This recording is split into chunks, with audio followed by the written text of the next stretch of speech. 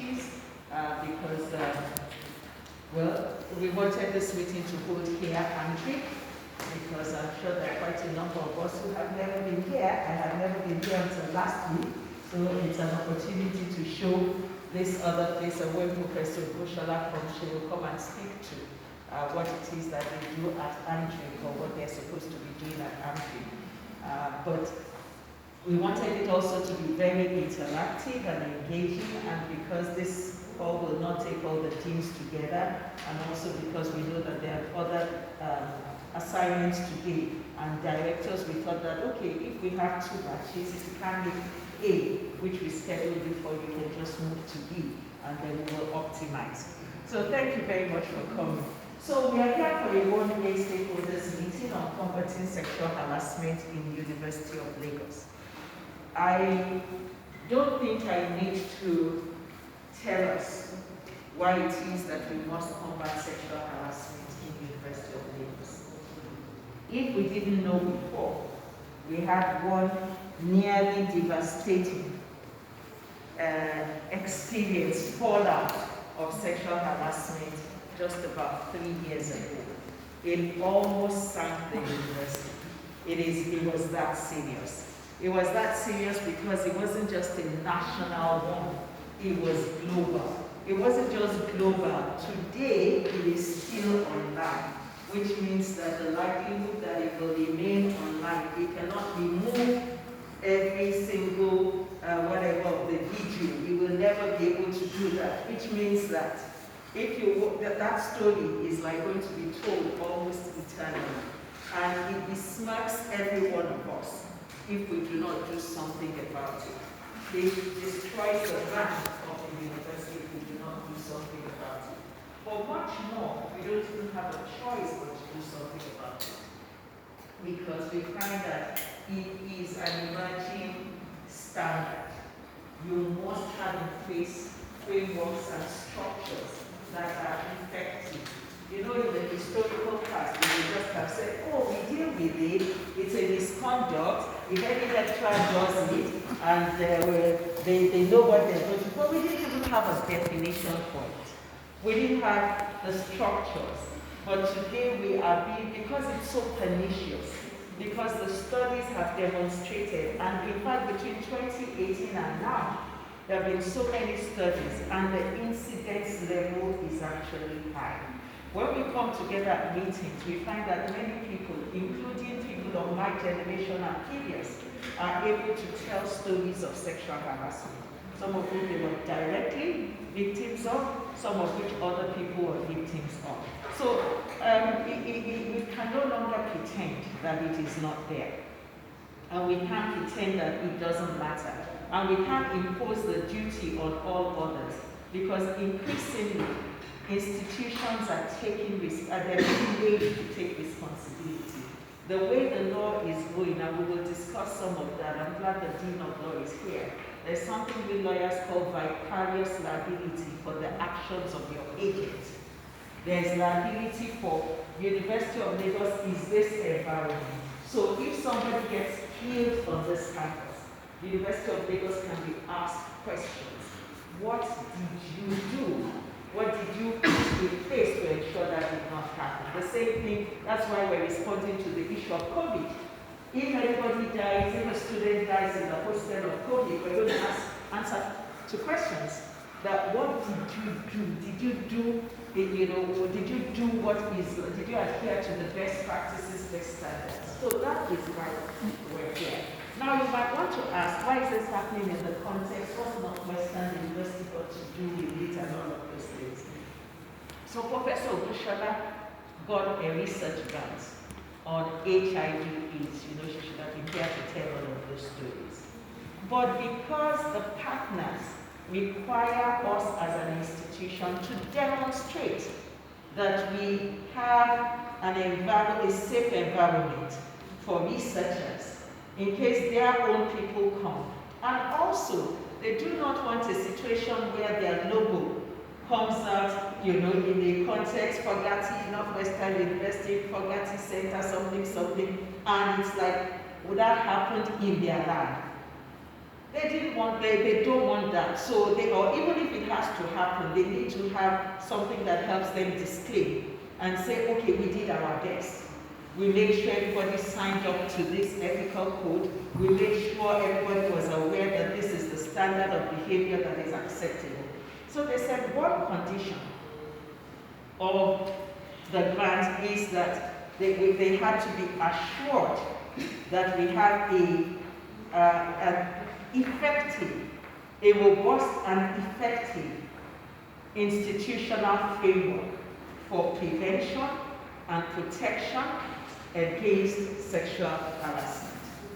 And so when the proposal was sent to them and they reflected, they felt that we had a potentially robust framework, but we didn't have an effective framework. So they decided that they were going to provide some support to us towards strengthening our framework. And part of what we see as weak in our framework is that too many people in our system are not even aware. And they do not know what really, we all have it somewhere in our head. Yes, that, okay, there's a sexual harassment policy. Some of us saw it when it was being put together, not everybody saw it. We all, as deans and directors of centers, deputy directors of centers, institutes, everywhere, we have obligations under that policy, for which we also can be liable if we fail. A lot of responsibilities have been placed on us under the policy, and not just under the policy, under the law. So it's not a case of, did I ask anybody to, we may not be able to excuse and get away with, how is it my business? Did I ask anybody to harass? I always advise these people. The question will come up, what did you do as the head of that unit? How did you ensure, when you received reports, liability today flows sometimes from reports. What action you took, the fact that you didn't take action. What used to be acceptable in the past, things like, I called the people and I advised him, I told him don't do it again, may land us into trouble, because that is not a good enough response today. So that is why we are here. And it is against that backdrop that we see Northwestern University.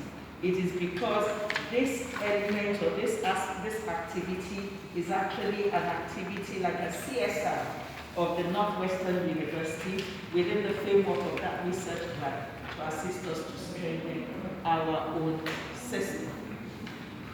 So that is why we are here. It is, we're going to have, I hope we can have a very robust conversation about these issues, see where the gaps are in our own framework, learn our legal duties as heads of units, as the staff of University of Lagos, take that back to our sub-communities within the larger community and get the message down so that we at least begin to strengthen the framework that is currently existing for protecting against sexual and gender-based violence, of which sexual harassment is one element. In fact, let me just say a final word in this, my opening remarks. What makes this kind of training or this kind of session more compelling is what I found out as I also started to prepare for this. I didn't even know that the University of Lagos had an anti-bullying policy. I don't know how many people know that. Deans? I think the only person who will be the Dean of Law, because he collated policies a few sessions ago, really like that. I didn't know University of Lagos had a whistleblower policy. I didn't know that University of Lagos has an equal opportunities policy. And I think I have hung around University of Lagos a short while. I never heard. It's not a case of I've heard but I haven't seen. I did not know. Even 3 months after being Deputy Vice Chancellor, I didn't even know. When we were responding to some of the questions we were asked, we couldn't even say we have this framework. And I think that my worst nightmare is for somebody again to come, carry out a survey on our campuses, ask 100 students about sexual harassment policy, and 90 of them say, I don't know, I've never seen it. Survey 100 lecturers, and 85 of them say, I don't know why they said so, but actually I have never seen it. I think that that will be the greatest undoing of whatever good work we're trying to do, because it will just mean that we're joking. So that is why we're here. The idea is to interact with your offices and we see how you can do the work more robustly to step down awareness creation, identify what interventions we will need to put in place additionally. So thank you very much for coming. So without much ado, I think I will just invite, I have combined the welcome remarks of Professor Boshola and the opening remarks of the DVC together. And I'll just invite Professor Ogwezi Indisika, Miguel Ogwezi Indisika, to come and to just share with us, you know, what's, you would have had sexual harassment is gender-based violence, you would have been hearing the buzzword is sexual and gender-based violence over and over again, so much so that even that they have statistics, they have data on male that have been abused. They published it, it was in the newspapers, that some men came out to say they've been abused by women. They track it, they have the domestic and gender-based violence deaths, but really it's more of women, and that's why they say it is gender, it has a gender lens. This was a placing one under pressure. I think we are almost the same. Violent reaction to sexual factors not accepted by opposite sex, and one specifically said rape is a form of gender-based violence. And we saw what happened during the COVID-19. The one says use of force to compel the opposite gender to provide sexual-related favors. As we move on, we'll see that is a time, some say it's sexual-related favor because you do it and you get something in return. So let's do that. Another one says sexual and gender-based violence is a violation and maltreatment of someone of an opposite sex. It can also mean discrimination.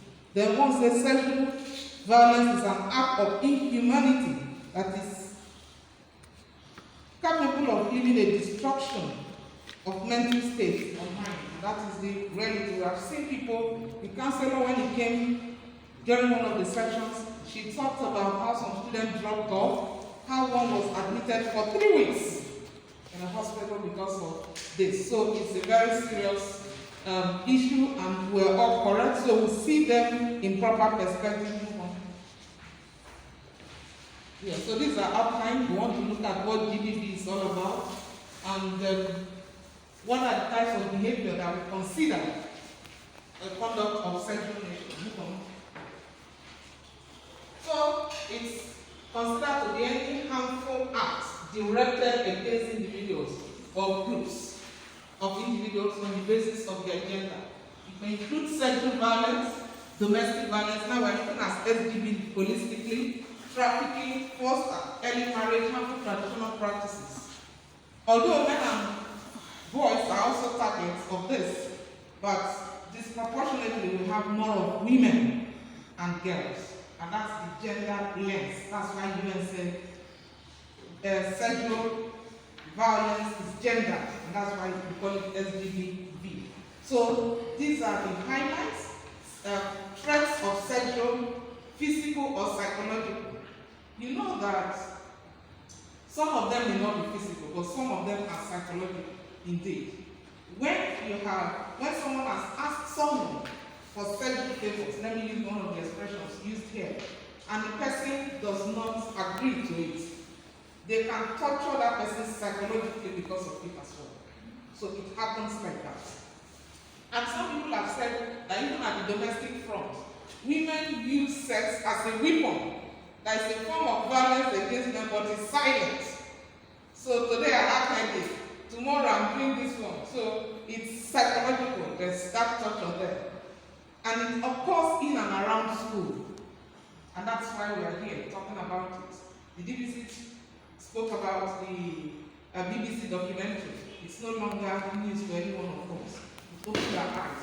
But the reality is that we're looking at it in the university. I have some of my colleagues in the NGO world working on this. And I say, look, you can talk about the university. It's happening in kindergarten. It's happening in the primary school. It's happening in the secondary school. There was one school I read about somewhere on the island. The boys, when they finished choir, they made after the girls and they raped some of them. Some the teachers did. So, I don't know why, if anything happens in the university, we're in the eye of the storm. When government wanted to talk about the Sexual Harassment Policy bill, they were focusing on the university, lecturers and all that. I'm mentoring a journalist now writing a story on sexual harassment in the newsroom. We went for a workshop. All those women, most of them mixed husbands, when they shared their experiences, it was horrible. They particularly talked about the military era, that you can just be on the screen of the TV, and the vehicle is outside waiting, that when that person is through with the news, you hop into that vehicle. So it's been there, and it's happening in all institutions, all areas of human endeavor, including the banks, everywhere. But once it's the university, we're strong. It's the lecturers, the students and the lecturers. So it happens in around school. It's perpetrated by gender norms and stereotypes. Some people say, can't they talk to you? Are you not a woman? You should feel good that somebody is appreciating you. Somebody is telling you are beautiful, see me and all that. So gender norms. So, I have your type at home, can't I talk to you? And all that. So, the last point has been raised in one of the submissions here, that is about unequal power relations. I'm in charge. We're now talking about students and staff. I don't want to say lecturers, students and staff. It's also happening between staff and staff. I'm your boss. So you can't talk, you can't do anything about it. It's all over.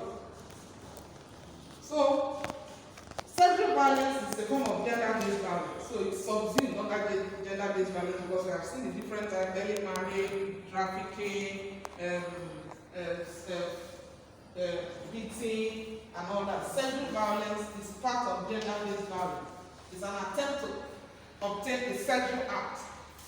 It's unwanted. It's unwanted. I used to tell people that, look, if you're, for instance, you are a staff, I don't want to say you're a lecturer, you're a staff in Unila. Ordinarily, this girl that you want, if you see her on the road, can you just ask her for sex? So that's the first question. So if you really are sure about yourself, you know that you are not exploiting your position. There's Yabatek in that place. There's College of Education Technical, if they must be students of tertiary institutions. Why must it be here? So is that power relation that is the issue? I'm in charge. But the reality is, we all have to be careful, males and females.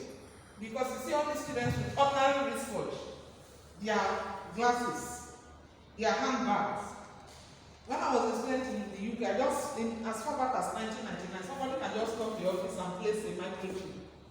And say, this laptop looks nice. I like how slim it is. A flower, cut flower, they just put it there. 2 weeks time, they just say, so I just came to say everything that happened in your office, they've recorded it.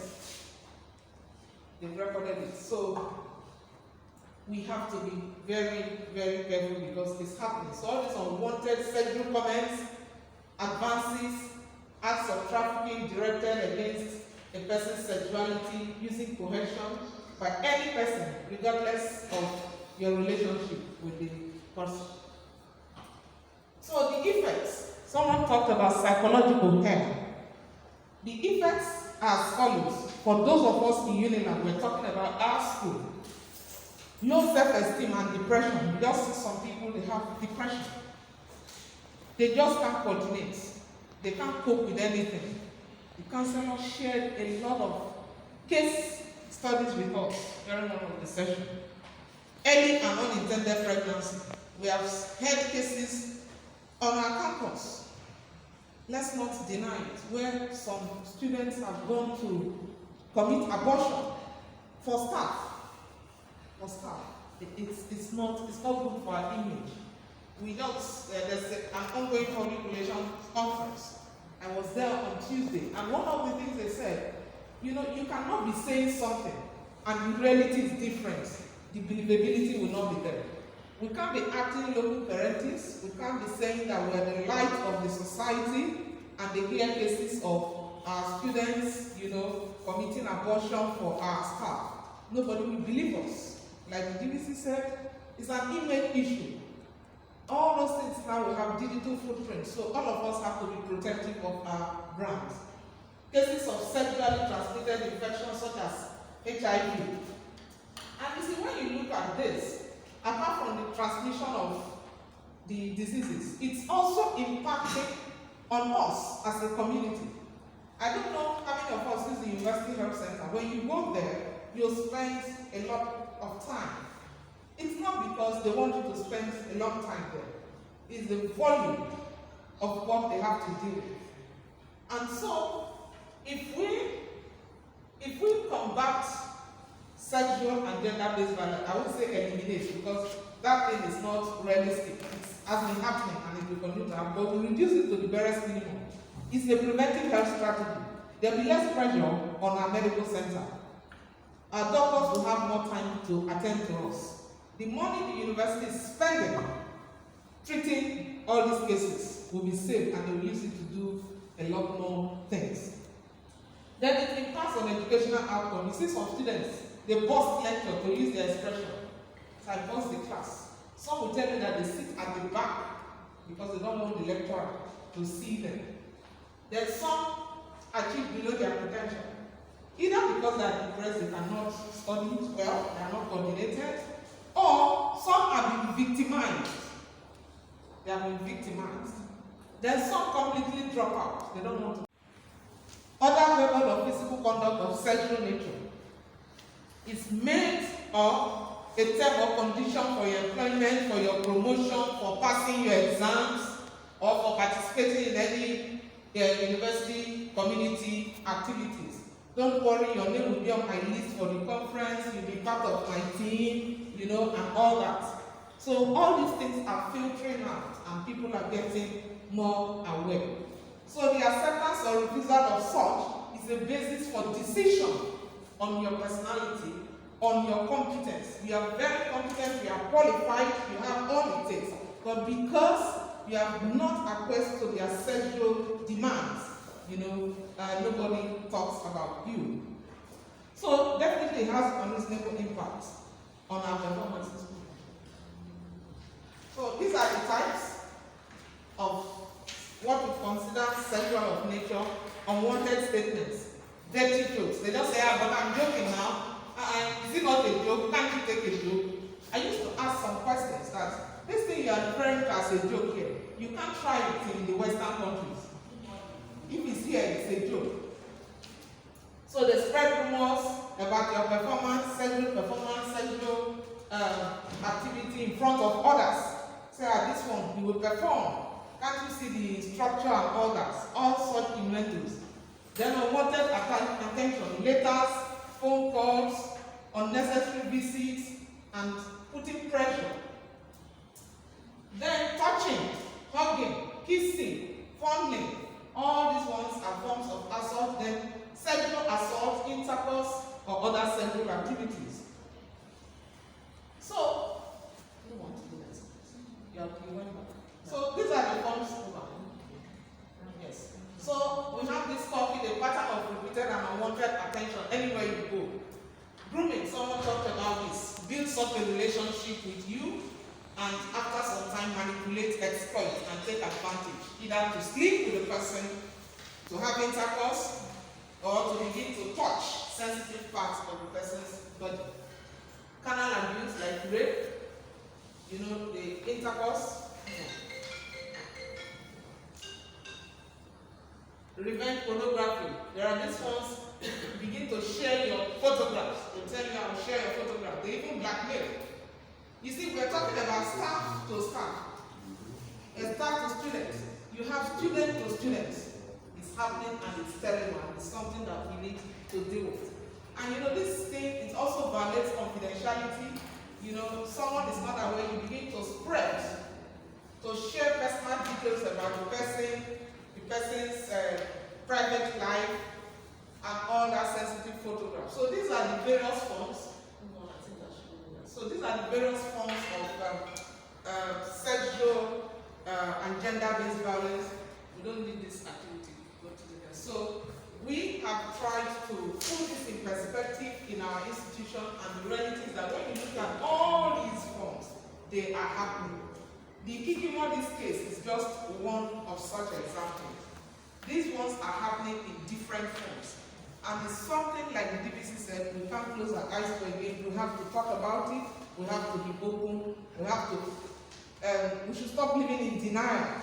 The reality is that it's happening.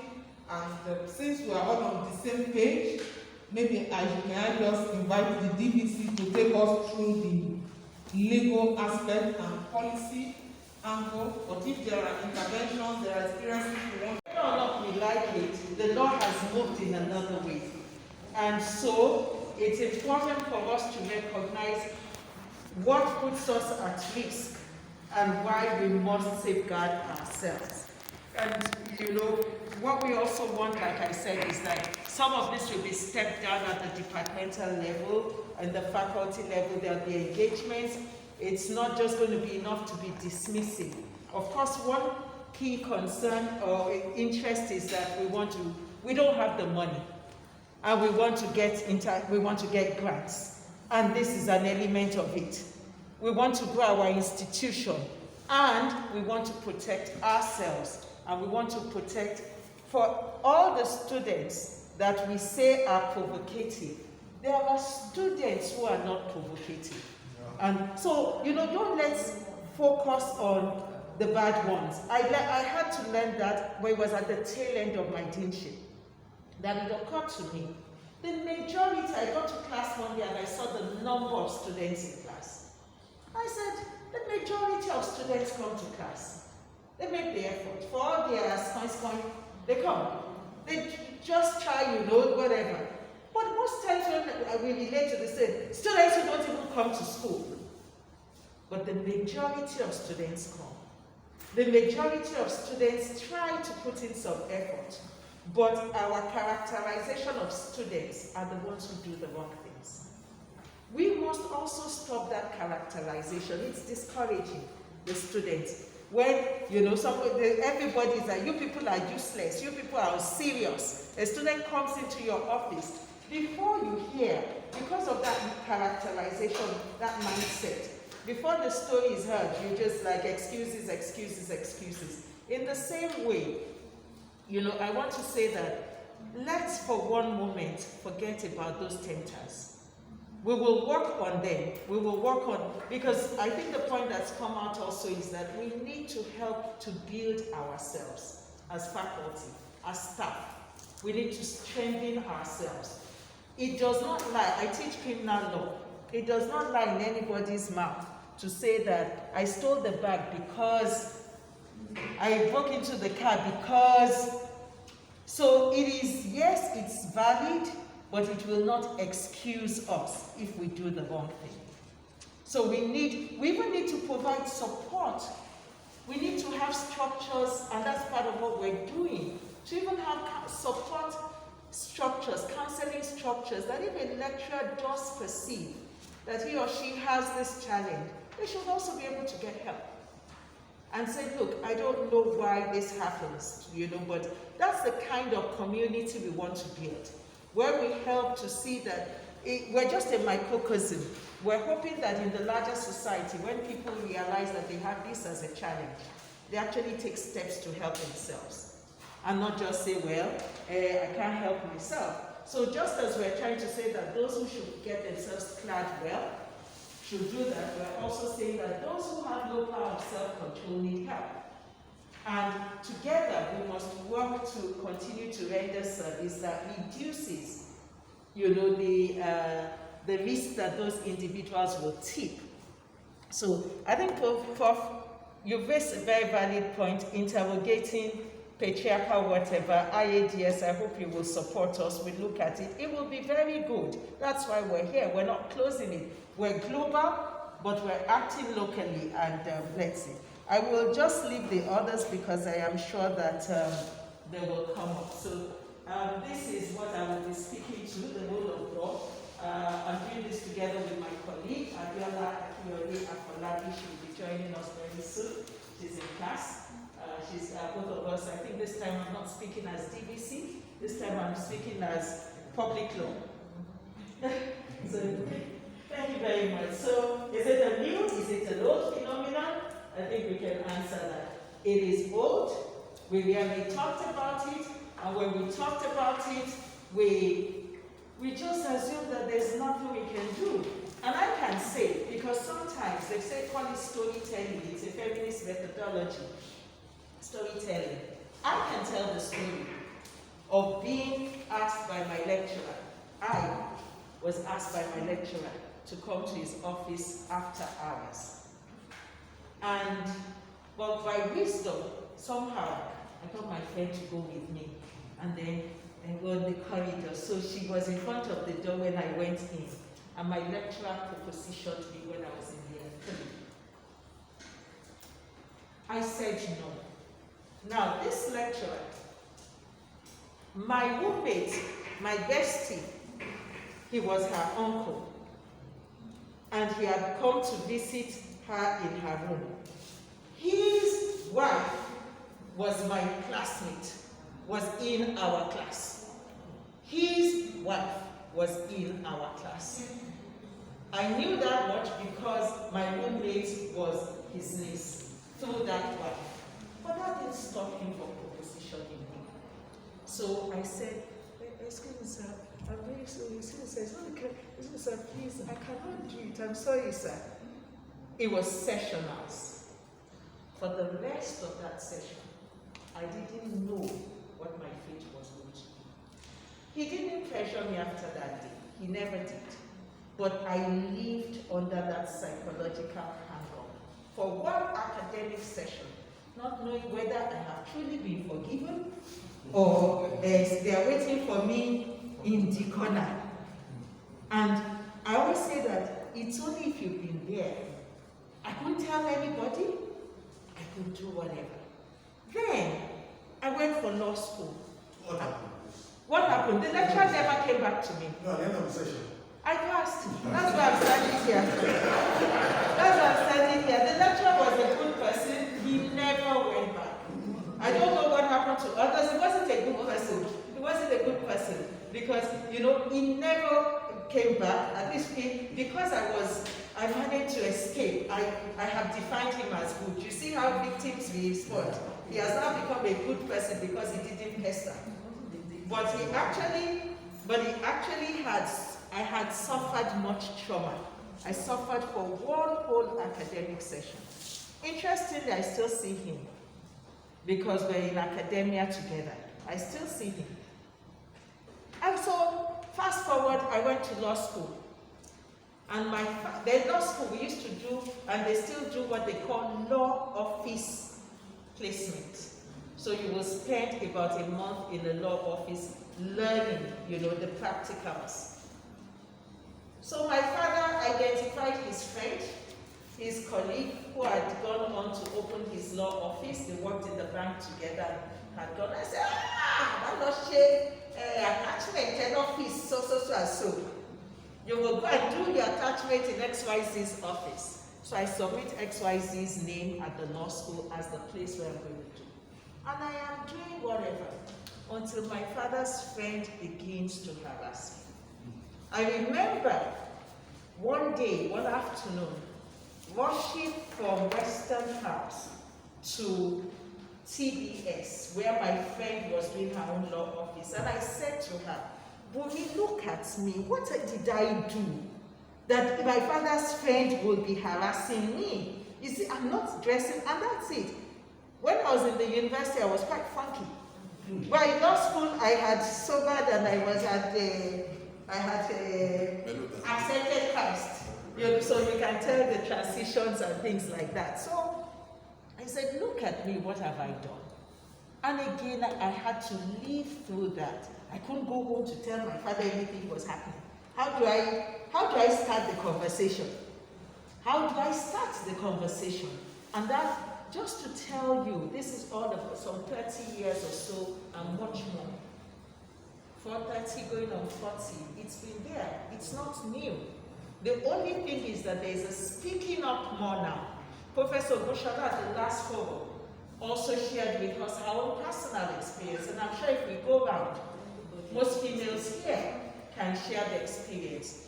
The CMUL photographer was with us on that day, and she shared her experience when she, sometime earlier in her career, had to service the friend of the then provost. I think Professor Abigail, now we huh? Oh, the CMDs, you know, she had to attend to some hospitality. Yes, I think somebody was visiting the CMD and she had to provide some hospitality support.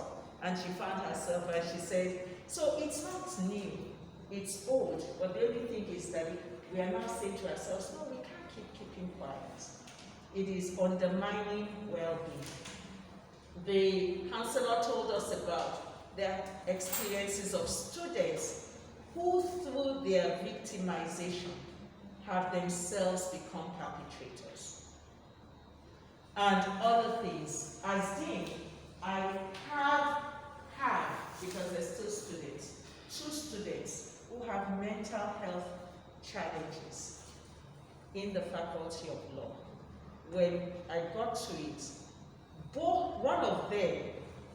one of them was hospitalized. Both of them are clinically diagnosed.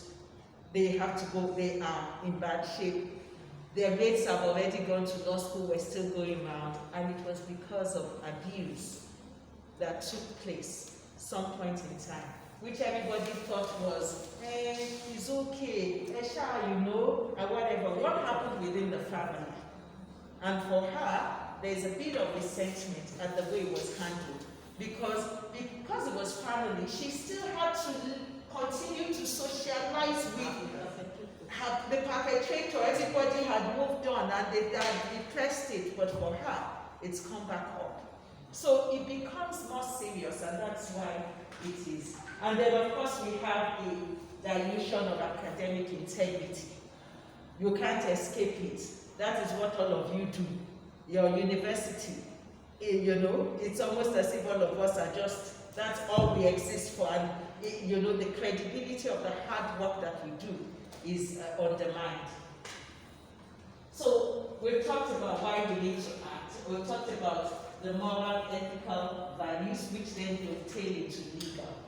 Now, legal makes us have to act. Otherwise, we will find ourselves very embarrassed, like the BBC case did. Some may find themselves in the situation of Professor Kindili. Some may find themselves in the position of some. Those are 2 colleagues that sanctions have just been imposed on, and a host of other people in academia. The HOD, the dean, the whatever, may find themselves liable. May, because of the increasing readiness of the law to use vicarious liability principle. Vicarious liability principle is liability for another person's act. Ordinarily, the basis of liability in law is, especially criminal liability, is personal. In criminal, it's personal. But the courts are showing some degree of willingness to extend vicarious liability to institutions or those with oversight and powers. In civil law, vicarious liability is well established. So if you have a car and you have a driver, and you send your driver out, if your driver has an accident in the course of going, you can be liable. The law of tort has always known that. The idea is that, was that driver in the course of his business? Because the law is about who can we get, who can pay the damages. Deed of law, am I speaking correctly? Okay. So that's not anything new. That is well settled. Because you can be liable for the act of your agent, because you delegated the power, to that person. The person was acting on your behalf. So that is why if a dean misguides the student, the university cannot completely disown. They have to find subtle ways of trying to say, but it is in the handbook. But actually, if somebody presses, you can say, who cares if it's in the handbook? The student sought the dean out, went to the dean, and the dean said, you can do this. The student is entitled to trust your agent of that stature. So if a student comes to complain to the dean or complain to the vice chancellor about an act of sexual harassment and nothing is done, it can flag vicarious liability. So legal prohibitions create legal obligations, and another reason is that we have a duty to deliver on an institutional mandate. The push for vicarious liability is based on the fact that the notion of rights is shaping, the relationship between, if I have a right, somebody has to have a duty. It may be a negative duty, it may be a positive duty, but if there's a right, there has to be a corresponding duty. So a duty to prevent, in other words, you create a safe environment so you can put up your hand and say, there is no way you can hold us liable for this because we've done A, B, C, D to make this place safe. I have structures in place for complaints. I am here, I ask students, I assure them, at least, I always say that what helped us a little bit in the BBC saga was that at least we had a policy that was so robust. Because if you remember the documentary, it was always in reach of the university policy, and I say, oh, thank you, God, thank you. Can you imagine if we had nothing? Can you imagine if we had nothing? It would have been difficult. Of course, these are still, the Constitution guarantees non-discrimination. The University of Lagos Act actually guarantees non-discrimination. There's a statement on access to education. There should be no discrimination and include sex. All too often, many of us don't remember that. And it has been said that sexual harassment can be discrimination, and in fact is discrimination. It's discrimination in its own right, and then it fosters discrimination in terms of access to education. In terms of access. So if you allow the environment of school to tolerate sexual harassment without really working vibrantly against it, then you are fostering denial of access to education. You are also, and it's not just access in terms of were you able to come to school, but access in terms of providing an enabling environment that helps you to perform well. So if my odds of performing well in school is reduced because I pull back because of risk of sexual harassment, then access to education is actually interfered with. And this is emerging jurisprudence, which means that you can make all your, can anybody say that? Actually, the courts are beginning to say that. You're denying equal opportunities at education when you allow an unsafe environment that fosters, withdrawal. So I think we've talked about gender and all of those things. Yeah, next slide. So we have Lagos State Criminal Law. Lagos State Criminal Law 2011 has an express provision on It criminalizes sexual harassment in school. So if UNILAG does not do something about it, it is possible for the state to do something about it, as happened in the case of Professor Obundele, I think that, what's his, Obundele? Akindele. It's ICPC that prosecuted him. So even if your school doesn't do anything, it doesn't mean that the state cannot do anything. And I've talked about the law of tort. It can also amount to a breach of labor law, because when it's not student to student or lecturer to student, and it's staff to staff, it becomes a labor law issue.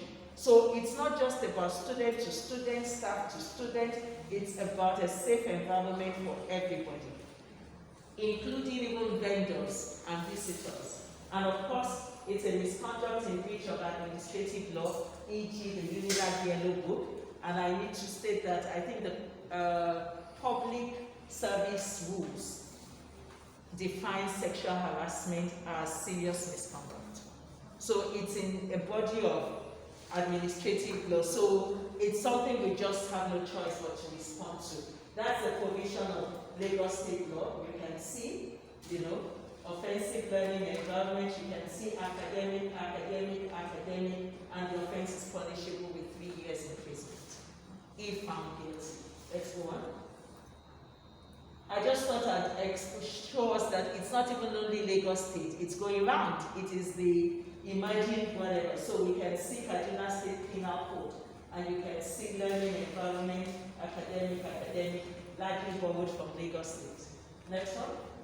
Ekiti State gender-based, you can see school passing examination, you can see passing examination scores, everything you can see.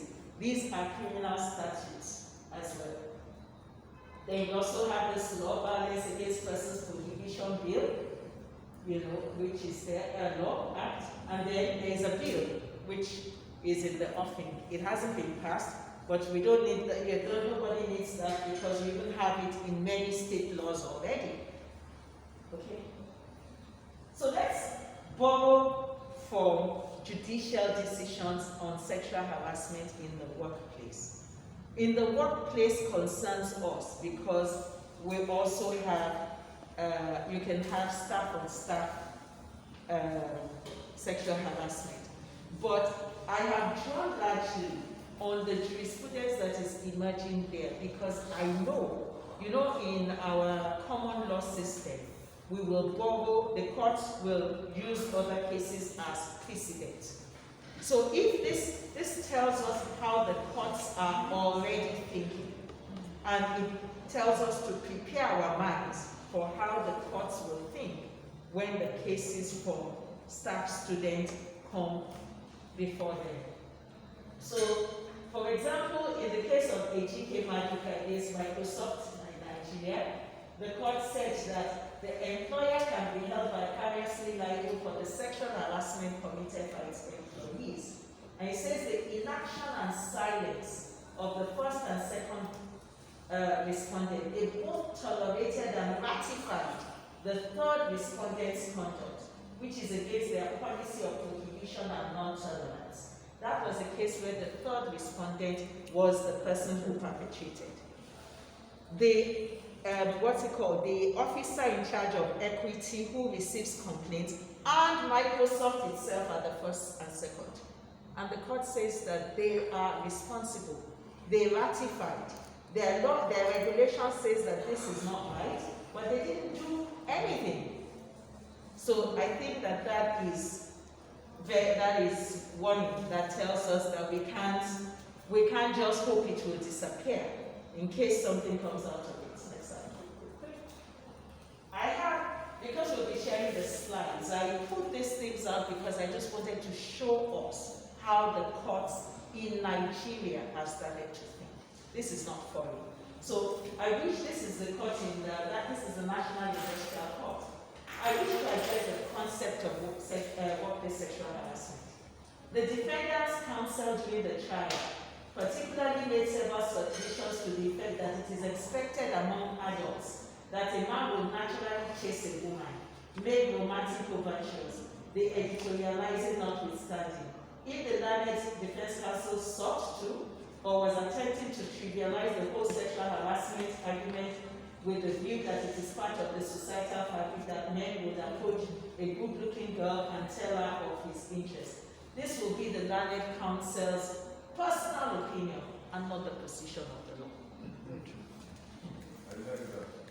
So that is again warning to us, so that when we sit in panels, I say, these things happen, whatever. The courts are they're not as liberal as they used to be.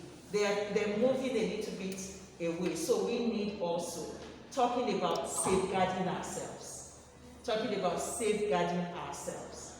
So I think we can, I can just leave that. We can go to the next slide.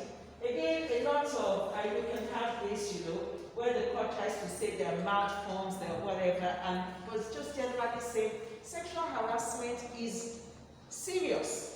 We know that it's difficult because it's a spectrum, we know all those challenges, but we're not going to ignore and we're not going to deny. That's one. There are two main forms, what we call the quid pro quo and the hostile environment. So quid pro quo is just Latin, simply meaning something for something. You give me sex, I give you scores. You give me sex, I give you privileges. That's just what it is. The other is hostile environment. It's not necessarily you give me sex, I give you whatever, but you just make the whole place uncomfortable. Again, let me use another personal example.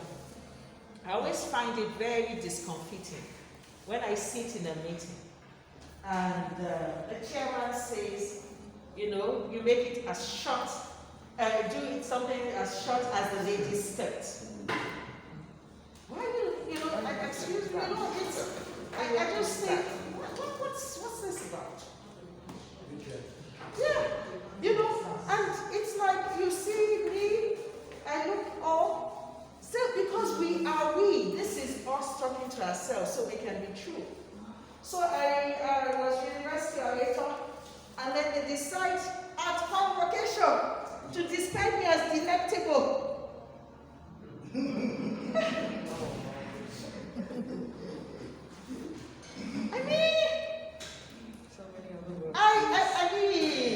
Nobody's going to describe Professor Fanaye when he's going to do oration, present the whatever as the how would you call it? The six-pack professor. The six-pack, with all the muscles. For all the hard work I've done about the University of Lagos, I get reduced to delectable. But somebody did not mean any harm. They thought they were doing me a favor. But you got it. They think they're complimenting me. What was complimentary in the past may not be. In the historical past, the list would have been Professor, Mrs., but I say increasingly, the Mrs. is dropping out. Because the engagement in University of Lagos, when I get elsewhere, Mrs. But in this place, my Mrs. or my non-Mrs. is not the issue. I worked hard for professorship. Just leave it at that. Let us know that what we have is equalized. Maybe in some historical past it was an achievement that she's both a Mrs. and a professor. If it made them happy, there's no quarrel. That is that. But in today's time, people are saying, let's just get this in very official relationship. Get this relationship very official and whatever. So in a hostile environment, you might find a lot of conversation that's lewd, sexual. You're sitting somewhere and people start discussing women's body parts or men's body parts, whichever it is. It will be. Professor Saibu, you seem very compelled to say something.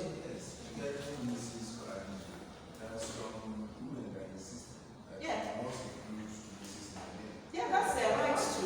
If they feel it's very important. It means that there should be a law regarding that. No. To allow individual to identify the people to identify. Well, an environment can say that in our environment, some environments are already saying that in our environment it's first names. For example, there are quite a lot of women who, for whatever reason, are not married. it's coming up even before the courts. And the case against the courts is that it is actually done in a way that is very embarrassing. So when a male counsel gets up in court, he announces himself, I Obolodioku for the defendant. Then a female counsel gets up and says, A.V. Ashenua for the plaintiff. And the court says, Mrs. or Miss. Not relevant. Not relevant. That is the practice, even now. I said, what is that? If there can be two I-O, they will then tell us that they want to know the correct. I will say there can be two I-O. There can be two A-O Ashenua. It is possible in this world. Why don't you ask the men to say, you are I-O in case another I-O comes, how will we know it's not you? So give us some other thing about yourself. Are you Mr. or are you Mr. married or Mr. not married? So that is, Professor Saibu, you see, sometimes it looks like it's neutral. Sometimes it's not neutral, or it can also create a hostile environment, because when we come from a historical background in which status is accorded by the fact that you are married, and the unmarried is looked at as a little bit defective, it accentuates that. Still patriarchy. She doesn't have a man on top of her head to. Next slide. Yes. I think what the Prof is trying to emphasize is the fact that some women do insist that they are addressed as Mrs. And In some that kind of don't. context, it might be difficult to say, but university would rather prefer. No, university doesn't. When university decides a position, it's in its best interest. It usually adopts a policy, and none of us fall in line. So when the president expresses preference for status, I think For me, I've also said there's a fundamental freedom, but also there is a position the university can take, in which case, it can say we've moved on. Because you see, sometimes the Mr. or Mrs. is also very difficult when you're doing a letter. I don't know about you, but I have that challenge when I'm doing a letter. It's very easy to say, dear Mr. something. But when it comes to it, it's because you are not actually sure. MS.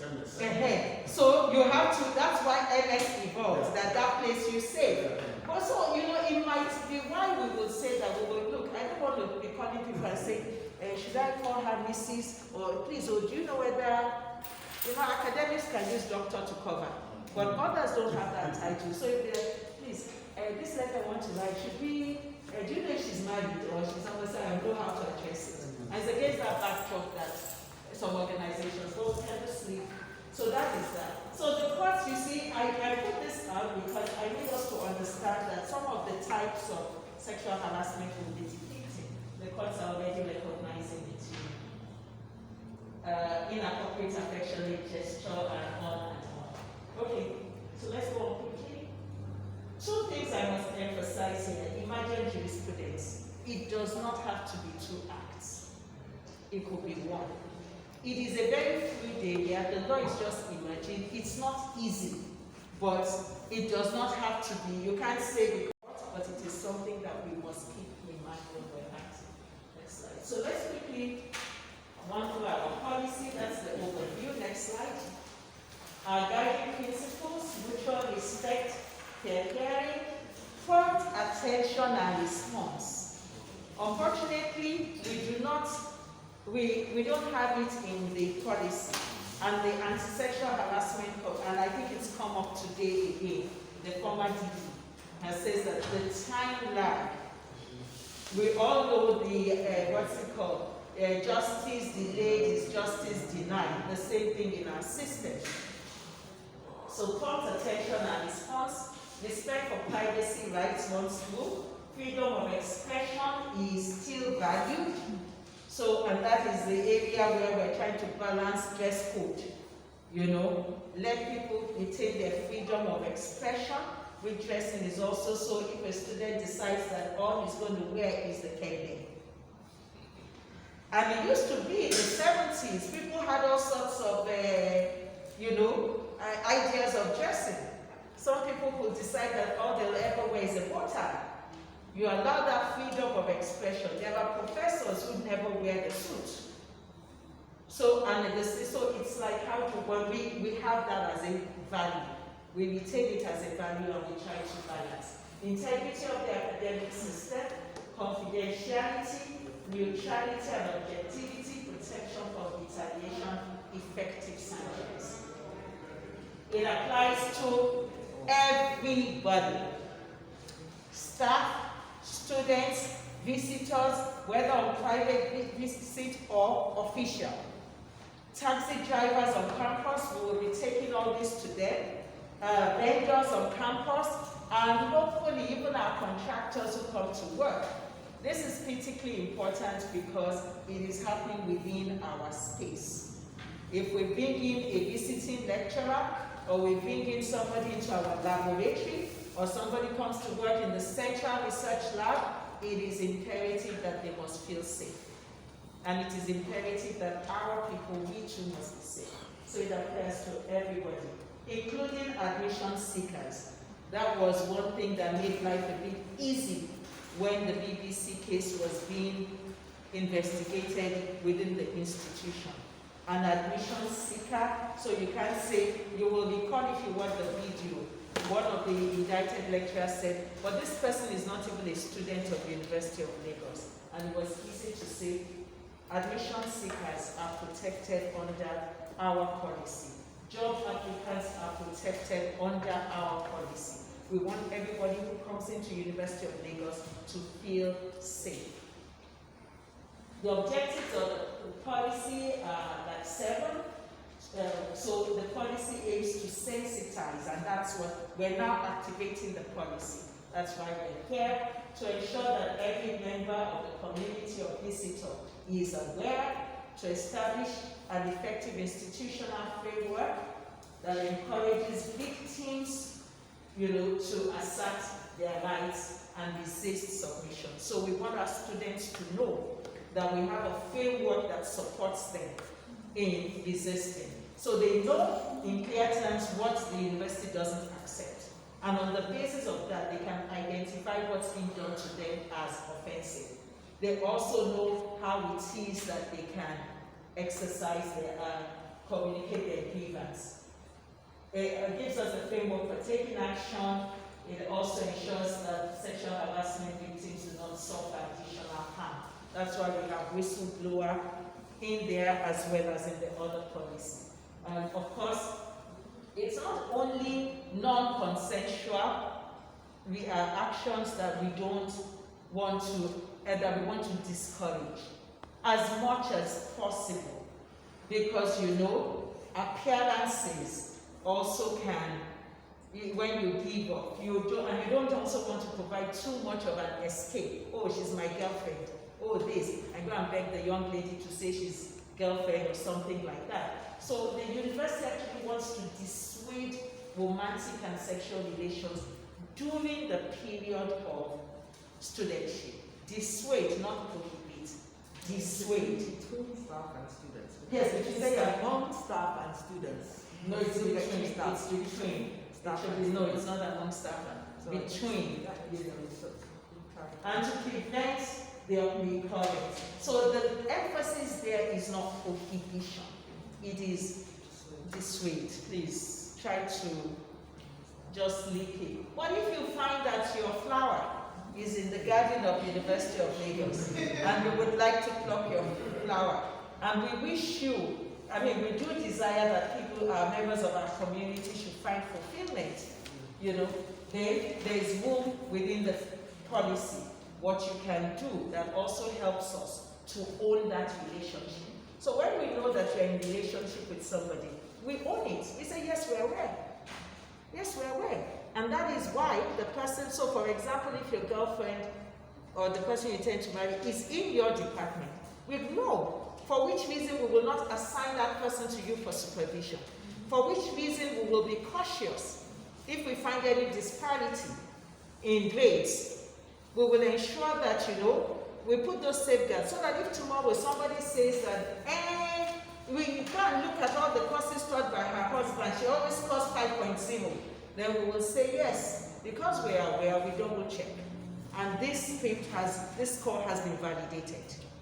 So the system is able to own even that relationship and say, it doesn't give us a headache. We are aware and we ensure that there are safeguards in there. Next slide.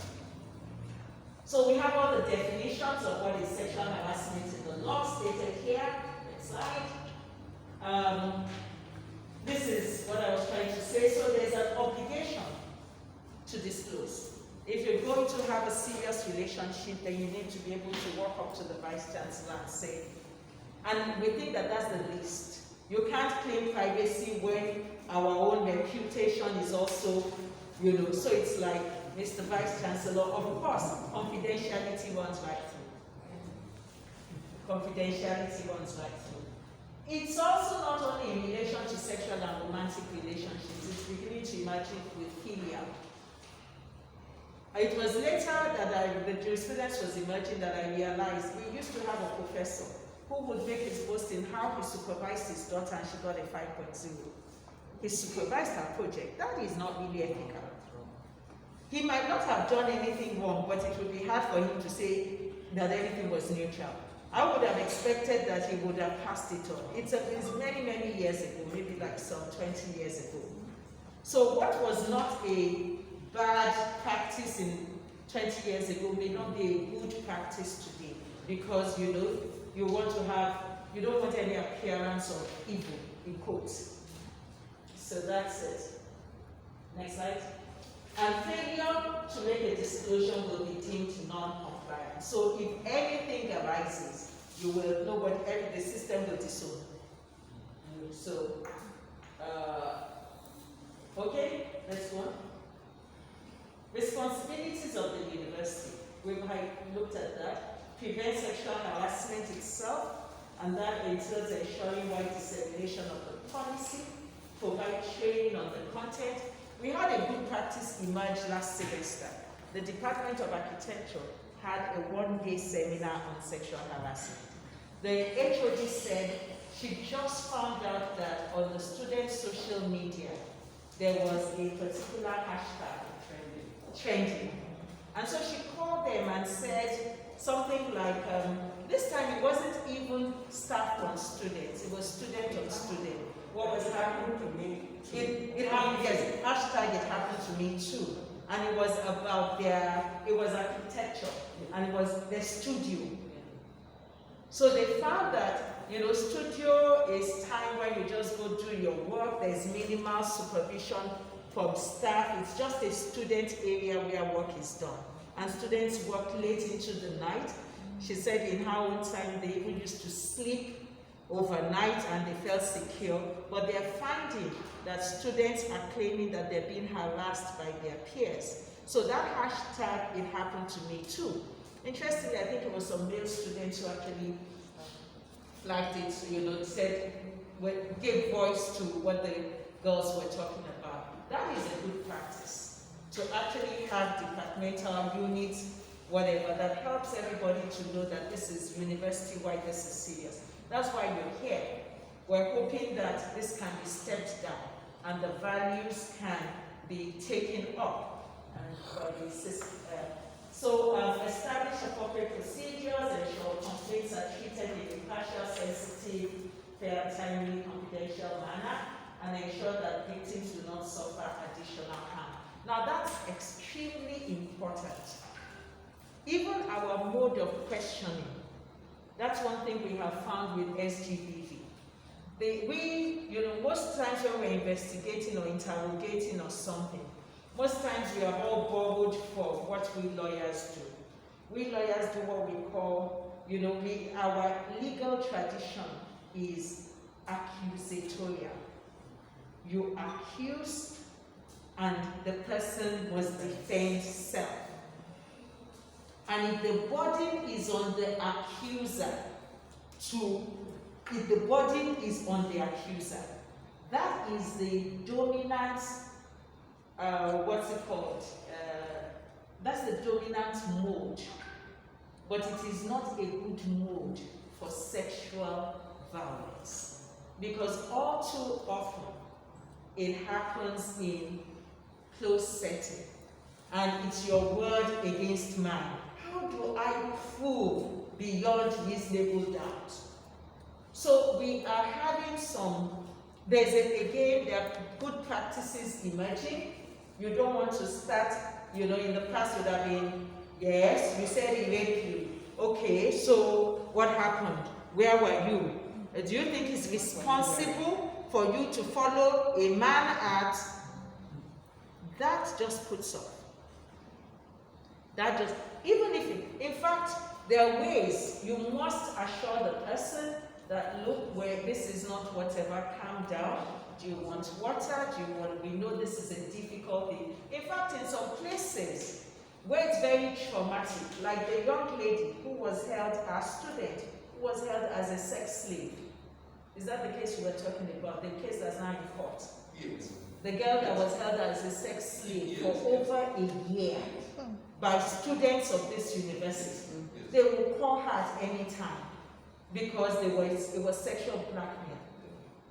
If she had to face a panel, we would have had an obligation to have like psychosocial support for her.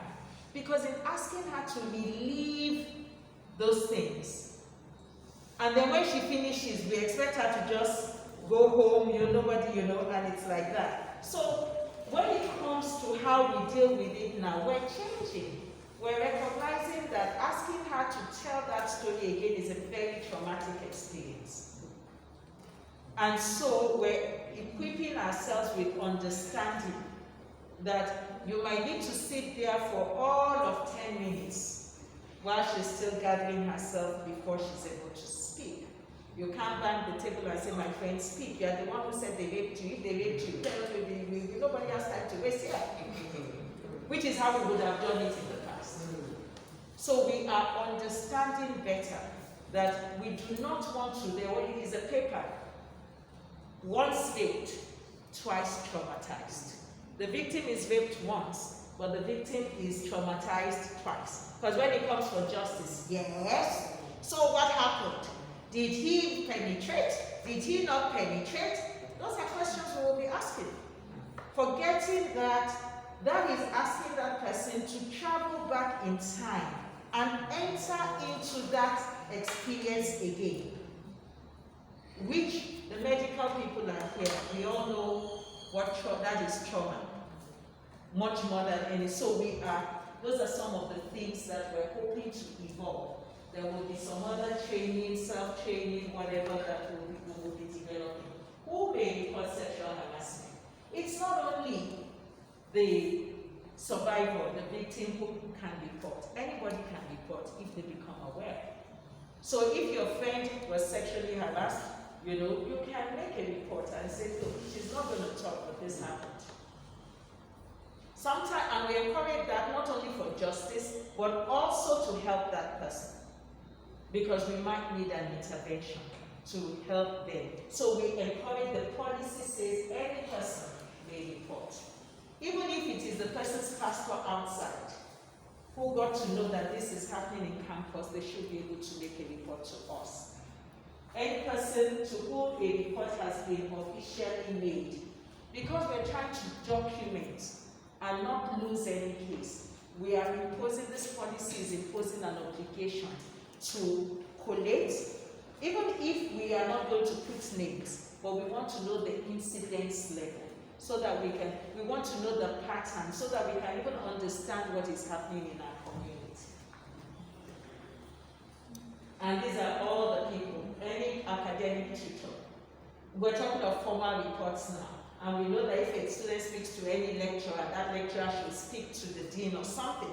So academic tutors, HODs, deans, provosts, DSAs, university counselors, doctors, DVCs, the university ombudspersons, become officers, whether the chaplain or imam. These are people that we want to.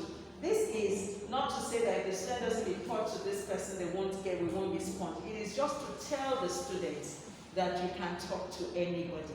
I'll tell anybody that they can talk to any of these people, if they will.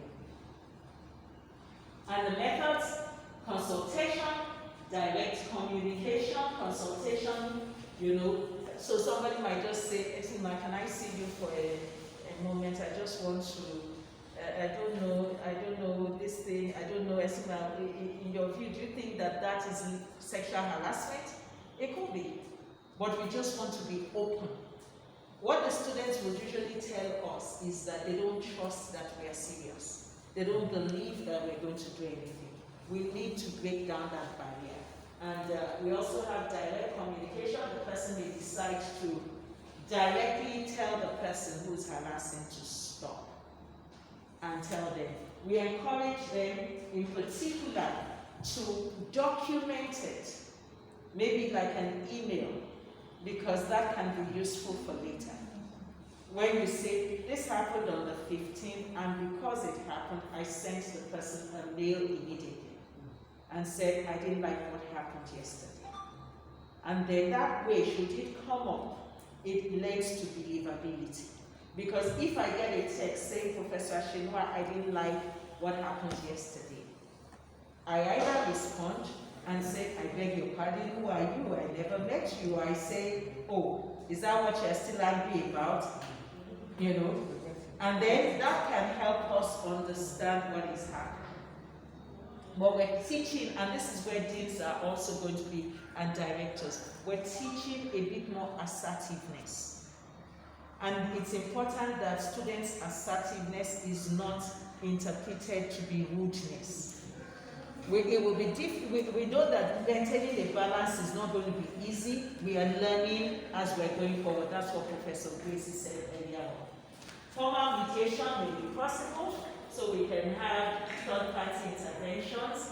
And if the case is resolved informally, it is the responsibility, whoever resolved it informally has a duty to report. Document it and send it in, so that at least for the sake of logging, we actually know whether we are getting things done or not. It's not much point 6 cases are on file in a particular dean's office, and the VC does not even know that the incidence level is that high.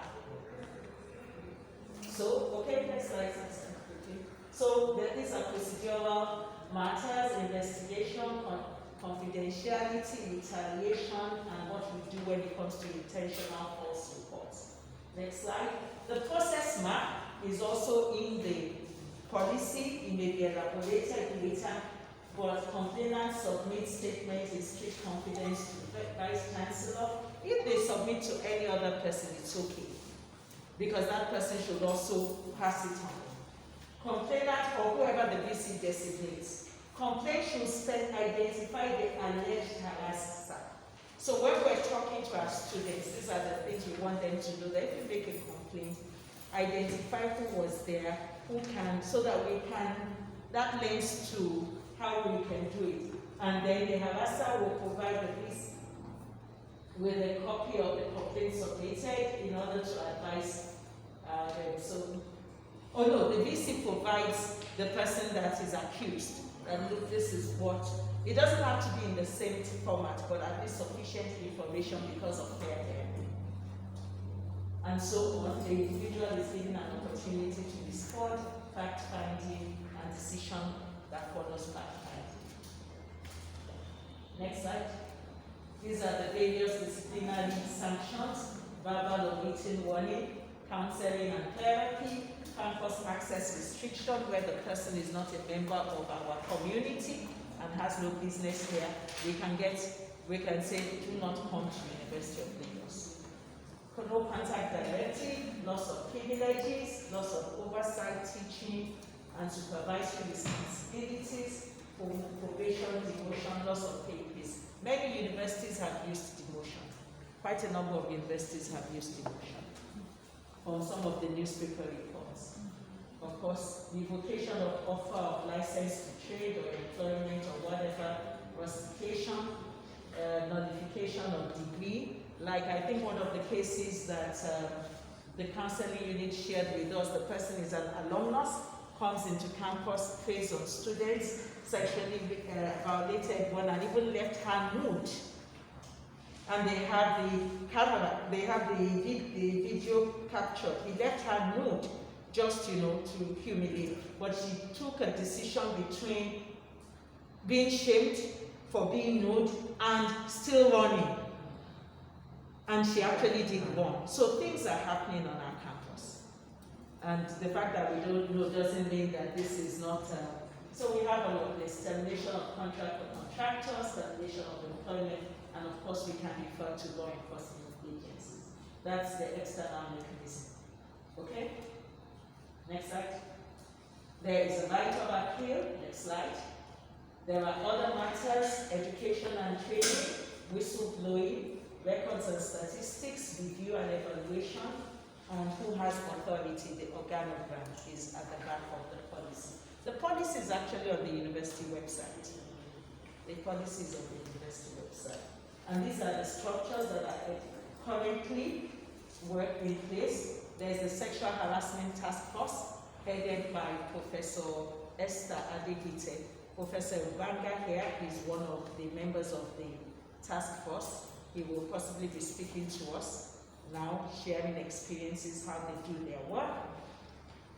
An Office of Equity is being developed. Protocols and inclusion, equity and inclusion, protocols and systems being developed, some in place, others reinforcement, student systems. Professor Gracie talked about it.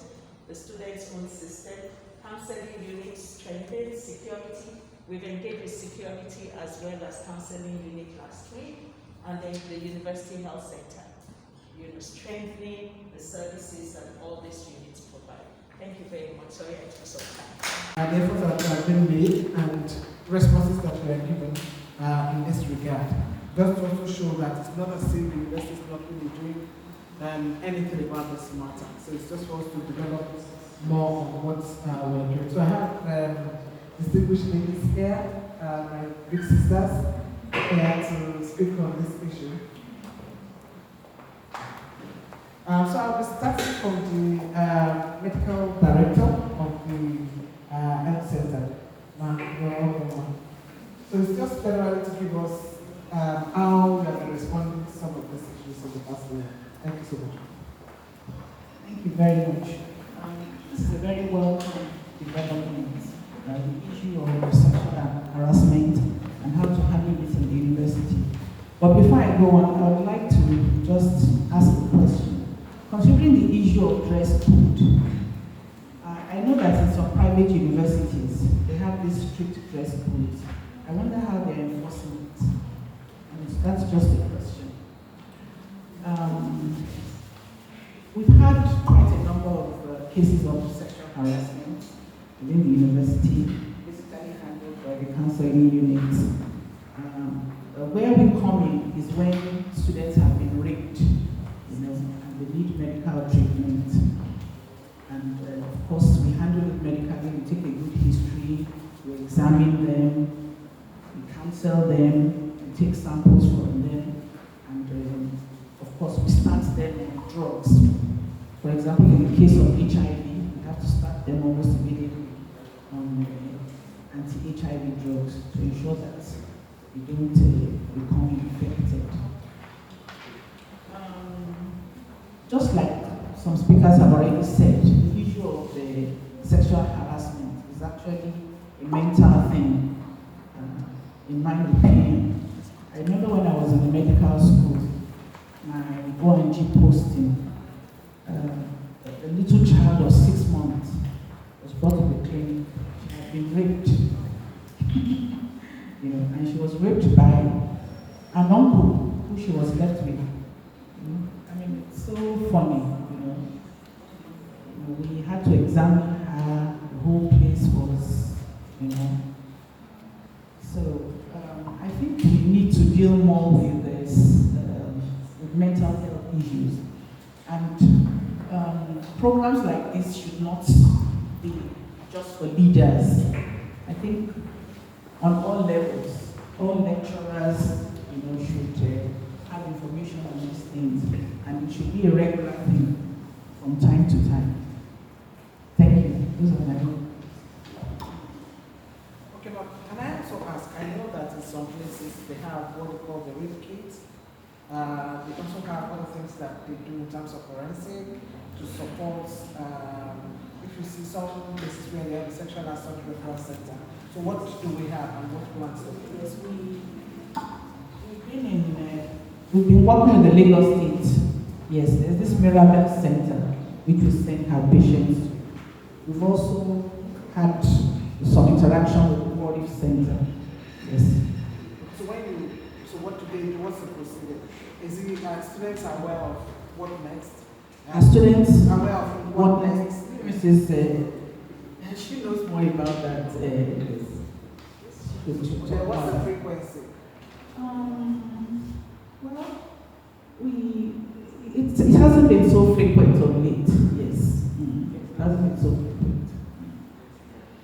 And I think during the orientation, it is also important to make sure that the students are aware of what to expect in the university, that these things happen.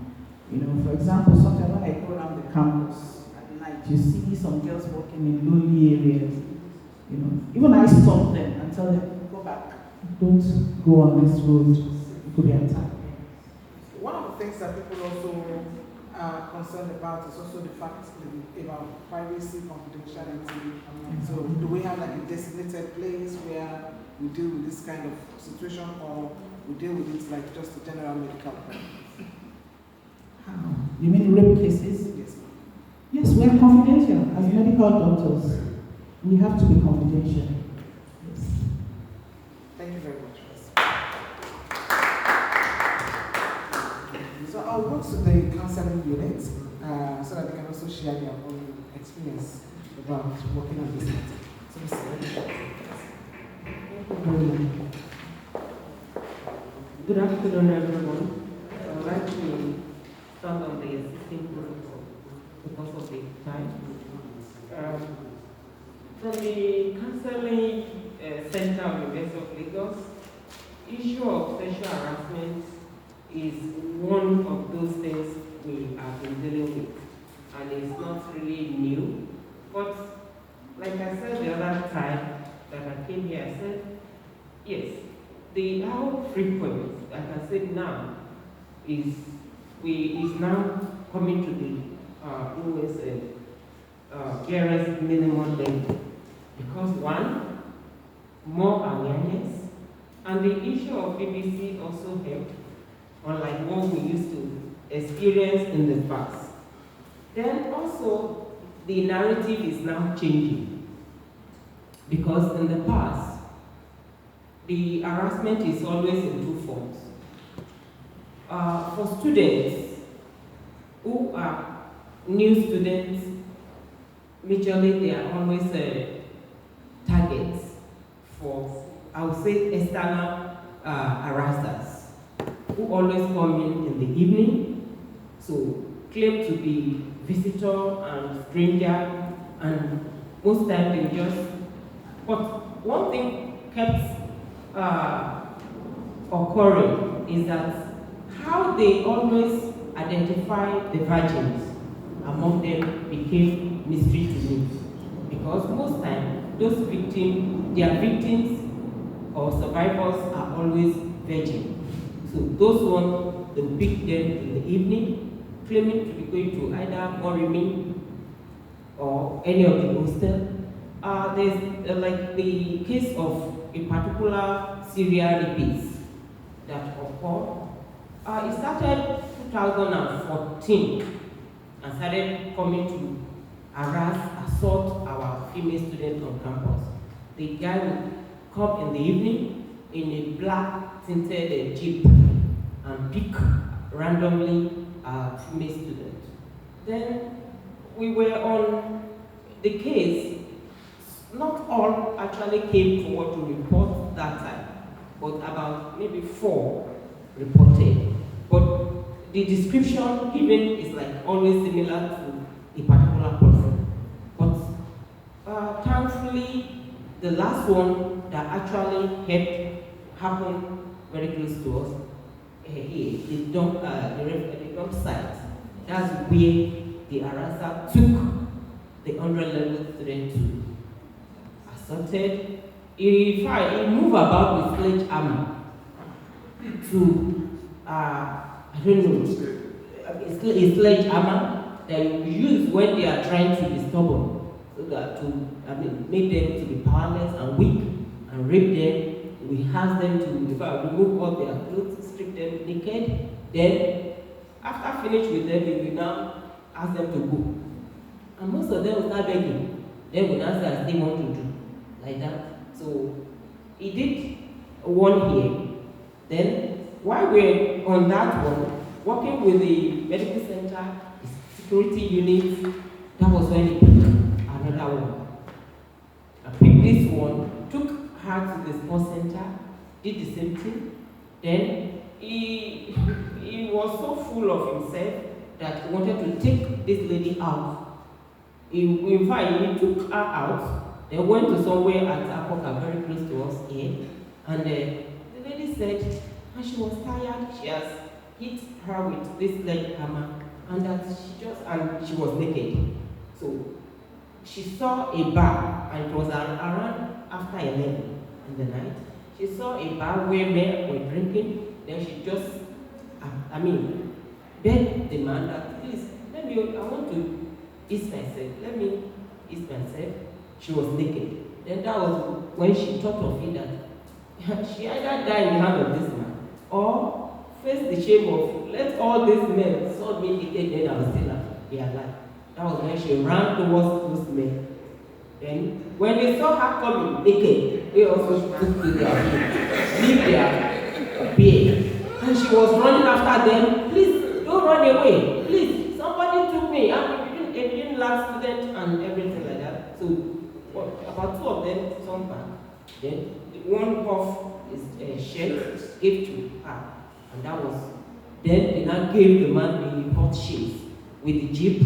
In fact, God also helped because in the process he get crashed, then the plate number fell, and that was what the security was able to lay claims to, and that was where the investigation took place, and they were able to apprehend him. Well, thankfully now, I don't know either 53 or 50, but he has been jailed for 50 or 53 years because of this singular.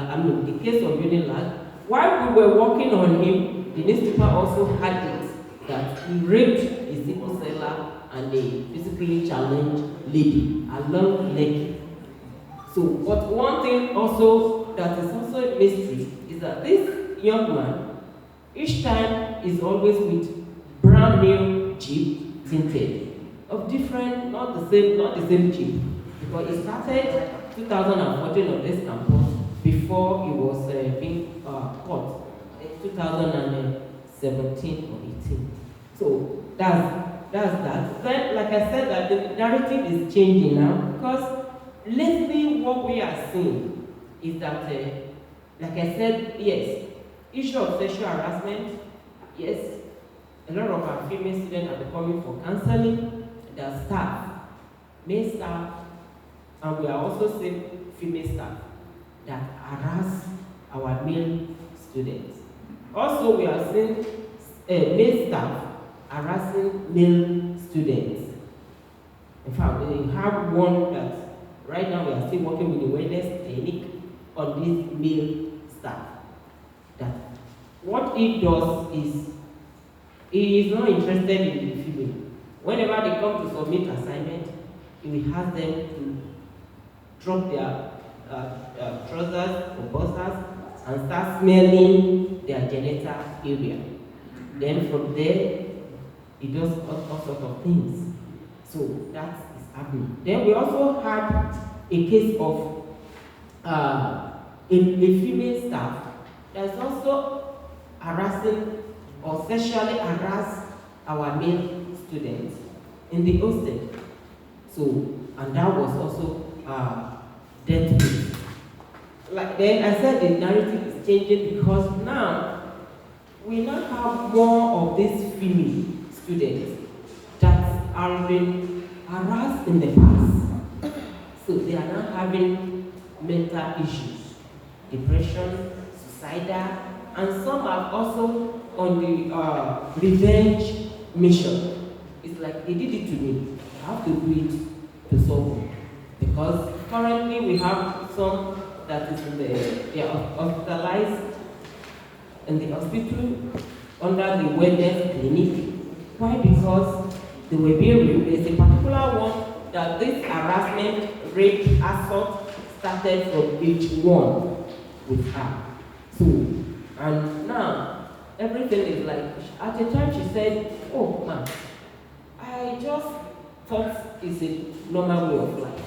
That any man that sees me must either play with my body or do whatever. So I've been giving it to them. So I now said, no, it's not normal. And that now, whenever anybody puts their children under my own care, I have been trying to put my finger into their genital area. And that's where it's now becoming a serious issue. So I've been saying that the issue of sexual harassment, assault and rape is a forerunner to suicide.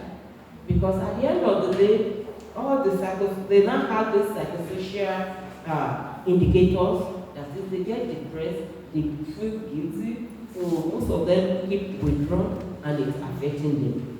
So it's a serious issue. Then there's a particular case of a foundation student female that came to report that it was on the corridor.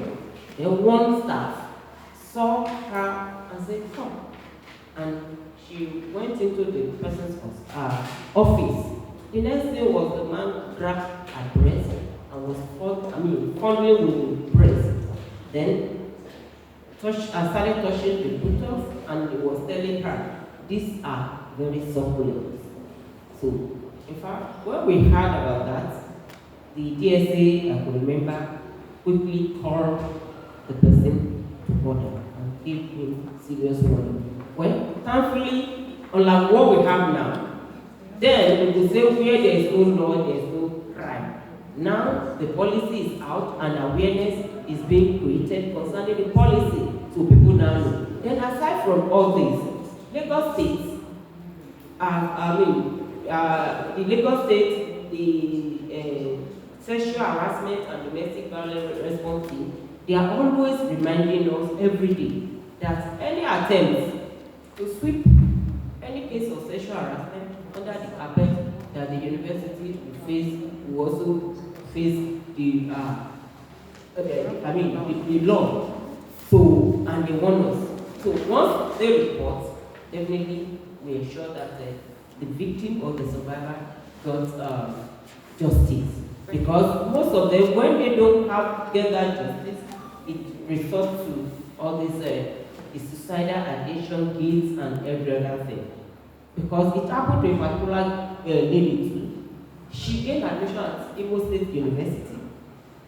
Unfortunately, the hostel, which is one of the outside hostels, was bubbled, robber came in, and they raped her. That was the incident that made her to abandon Imo State University. On her own, she did not report the case to the parents. She kept everything to herself and decided to get another admission. She came in, yes. Unfortunately, when the school, just like this period, when the school was not in session, students were asked to be coming from outside to come and write their exam. So she could not get accommodation outside, or begged somebody that said, don't worry, the only place that is available is a brothel. It's a brothel where we have all this short time, and that there is a room there. If you don't mind, though we are using it as storage, you can manage it. Then she said yes. She took that room. Things were moving fine. She was coming for her exam until one day it rained around 11 to 12 in the midnight. Then the person that helped her was outside in the rain, and she called and said, what's happening? It's raining. Where are you? Are you safe? And that person said, yes, I was so below. The person came around 12. But unfortunately, he said as he came in, trying to open and see that, oh, uncle is fine. Then the harasser pushed her to the bed, harassed, assault, tore all her clothes, did all manner of things. In fact, she ran out naked. A neighbor, somebody living very close, said they are couple. The wife gave her clothes and she ran to the medical center. So the following day, that was when the counselor was called, we got there, and to stabilize her took us more than 3 weeks, because she became so, she was in shock, and she was even practically running from all men, except either the female doctor or myself. So you can see that is the issue of sexual harassment is not something one can just overlook. If not, in fact, a lot of people are dying in silence. People are not talking. Thank you. Thank you. Thank you so much. A round of applause. Thank you so much. I'm sorry I have to continue because of time. Thank you so much. Thank you for the experience you have shared. So we'll just go next to the committee. Ma, what do you want to say? Thank you very much, and good morning to our distinguished DVC and the deans here present. I'm representing the chair of the Anti-Sexual Harassment Committee, Professor Esther Digbitin. And just as I was on my way, the chair of the Students' Disciplinary Committee, Professor Joy, who's also called me, apparently she had been invited, but she's out of Lagos. So she said, so I'll be sharing majorly from the Anti-Harassment Committee, but also with one or two experiences from the Students' Disciplinary Committee. Now, in the wake of the BBC Unilag saga in 2019, the Vice Chancellor set up our committee with very broad terms of reference. In fact, when we took a look at the terms of reference, it was like just practically make sexual harassment disappear from the University of Lagos. That's the summary of it. Because our work, according to our mandates, straddles such a broad scope. Look at the policy, which was already in existence, implement the policy, look at gaps in the policy and make recommendations, raise awareness on harassment. He said we should move from faculty to faculty, to respond to complaints from members of staff and students on sexual harassment. Then, cases of harassment that we apprehend should be handled by us. We should investigate it, invite them for testimony.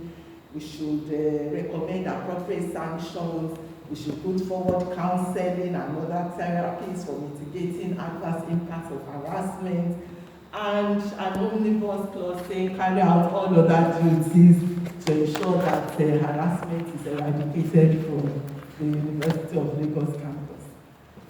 So, armed with that mandate, we then met and we had our first meeting under our now retired chair, and we thought it was imperative to streamline the terms of reference. And my own particular concern really is that the TOR has to be properly aligned with extant university laws and policies, particularly as regards disciplinary action. Because one of the challenges we have had, with regard to our methodology and also the perhaps efficacy of our committee, is to understand our place. These are the extant structures for discipline in the university. And when I talk of discipline, I'm referring to both staff and student disciplinary processes.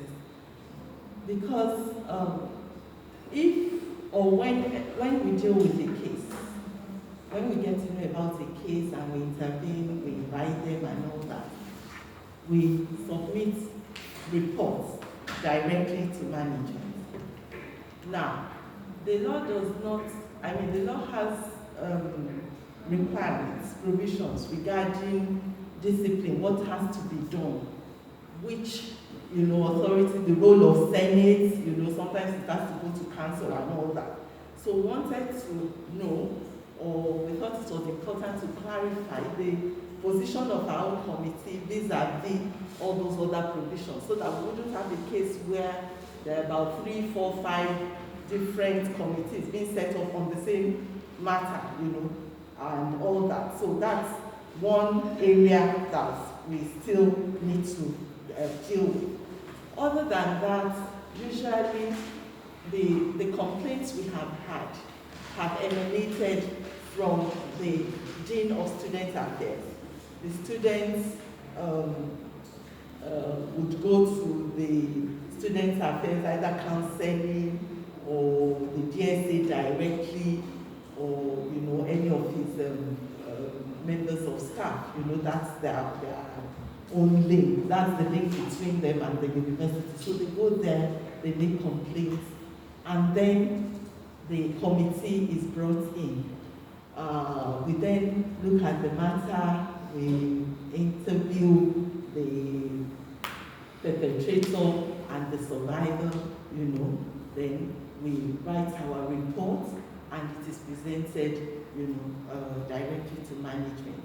And I think management then takes it from there to set up maybe a disciplinary committee, a proper disciplinary committee. So our own role basically is to serve as the first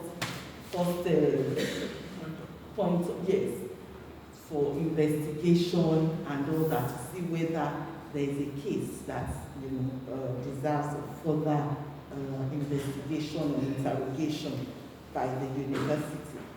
And in the 2 years or so that our committee has been in existence, we've had quite a number of experiences. The GBC mentioned the one involving a male member of staff, technical staff actually, a laboratory, one of the laboratory, what do they call them now? Yes, the technologists, and the complainant was a male student who said the guy would ask him, you come late to the lab all the time, you started chasing girls, and this young boy, can you even do anything? Then he'll be touching him. And we got to know that wasn't even that same member of staff had been reported on at least 2 different occasions, for similar activities. So when we invited him, he said, he just likes playing with because it's very familiar, he likes them and all that, it's not he did not. Anyway, we had our own opinion, we reviewed the matter, and then we submitted our report. So that's that.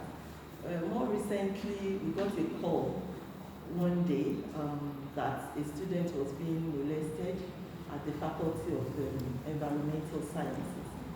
And the chair and I rushed there. By the time we got there, the security unit had apprehended the matter. They had come to rescue the lady then. Apparently, again, the staff who was involved in that used to work at Environmental Sciences as a computer analyst or programmer or something. And then later on, he was transferred to CITS. Then from CITS, they moved him to, I think, Human Resources or something. So that's it. And they've been moving him around, we got to know later, because of the way, he interacts with students, especially female students. In that particular instance, that was during the COVID online lectures, and some students had problems, registering and being able to log in and participate online. And so they were going to CITS to complain, and he would hang around. So we asked him, now that you are in the human resources, what were you always doing around? After work, you just go there to relax and whatever. And then those who had issues will meet him, and that was how he said he offered to help the lady that we'll go and do resolve the matter at the Environmental Sciences, locked her in and all that. Fortunately, that one was technology savvy enough to send something on Twitter to her classmates, and those ones raised the alarm, and somebody saw it, called, and so that one too, I think, there's a committee handling it now. So we have diverse, cases like that. There's a third one involving a student who was even impregnated by a lecturer. The lecturer raped her, and she got pregnant.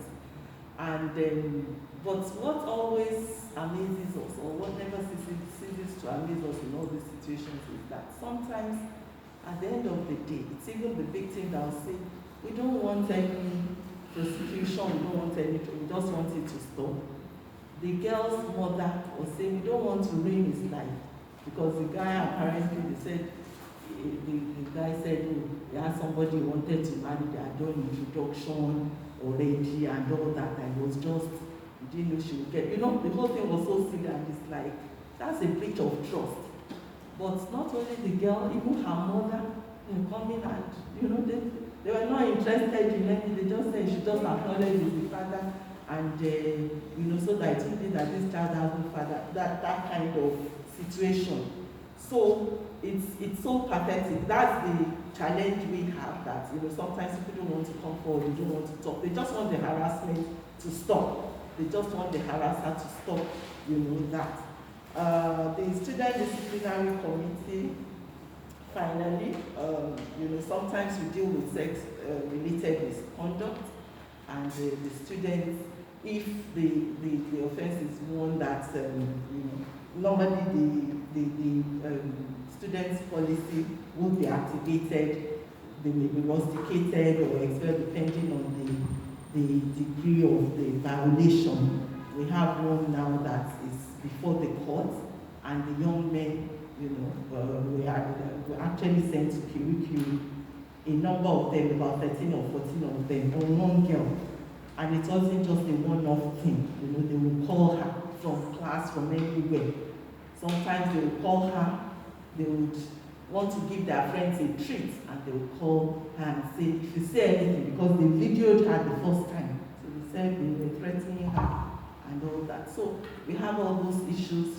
We're able to deal with that. Some parents quickly took their boys out of the school, out of the country, or to private universities, but the ones that were able to at least have access to, the committee tried its best to deal with it. So the problem I see, this problem as quite pervasive, because we see it, sex-related misconduct in the Student Disciplinary Committee, we see sexual harassment cases. There is a need for confidence building, really, because my opinion is that many of them feel it wouldn't amount to anything and you would have exposed yourself, just make the thing stop. That's why they don't want to come out. But now that reports of convictions and other sanctions being effectively applied are coming out, I believe that that would stimulate more interest. But most importantly, there's a need for this kind of stakeholders meeting to raise awareness, because prevention is always better than cure. There's a need to send out a strong signal to the entire community that is no longer business as usual. Environmental sciences has started it. We had a program with the architecture students, I think about 3 or 4 weeks, about a month ago, and I think others can take a cue from that, so that both the staff and students know that it's no longer business as usual. The university will not tolerate sexual harassment. Thank you very much. Thank you very much. Thank you very much, Mark. Thank you for that. Well, because of time, the VC said that we have to leave in 10 minutes. So we are supposed to do the next one, which is the roadmap.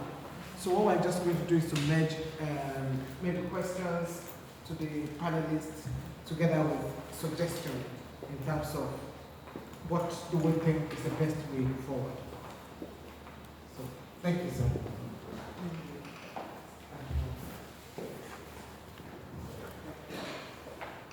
Because I listened to that, those to provide some very important identify orientation. If you cannot solve this already drafish, we need to handle the new resolution. If we can, when staff are coming to university, they came, join them by their qualification, and then we leave taking advantage are now almighty lecturers. So if we can have a very structured orientation program for every staff, whether academic or non-academic staff, where every aspect of their interaction with the system will be well spelled out in terms of the law, in terms of practice, and expectation from them as well. It will help us to at least to help them to have from beginning what it is to be a staff of the University of Lagos. The same thing applies to students as well. We need to strengthen our orientation. It's not about the jamborees that we're doing now. We will also do it step by stage, having faculty as well, that we emphasize at least their rights as well as, especially the aspect of sexual harassment.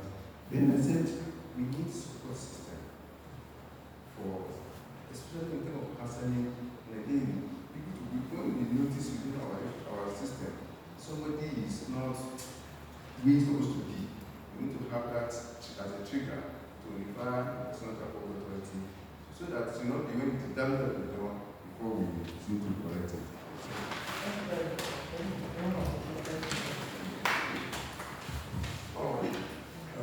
Good afternoon. Good afternoon. I mind myself what Prof said, but I have two other things that I want to chip in. In the first instance, may I know whether there is anyone representing the College of Medicine in this anti-sexual committee? Because we are students there, and we cannot say that these things are not happening there. Secondly, may I propose that during orientation for students, they should be reminded that the academic garment they will wear at matriculation. Becoming clear globally, not just that harassment is such a wide issue everywhere, that embassies, foreign governments will have nothing to do with the universities if we don't take it seriously. We cannot be seen to be sweeping it under the carpet, and it's important, as you said earlier, that we show proper structures. Now, apart from that, I think it's also our duty to the students or even to staff, because there are staff that are harassed by, it's always a power play, that there is a system that makes it comfortable and easy to come forward so that you know exactly what you're doing, and that the different systems within this whole structure know who to escalate to, who they're talking to, and who's working. So I want to thank you very much for coming, and we hope that some of the things you have said today in how we can ensure, first, that people are aware. Because I think it is not a very good thing that we're punishing when people have not read the policy.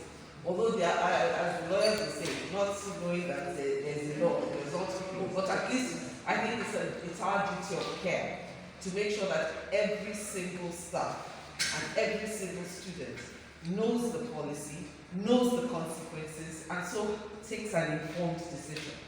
And that's part of why we're here. So we want to thank you, because we know you deal with students at all levels, and the ideas, everybody has a monopoly of ideas, will be put together in operationalizing the policy. So I want to thank you for your time. We know the deans and directors are very busy. And but thank you very much, because this university is our university. And if we are the University of First Choice, I think it must show in everything. Thank you very much.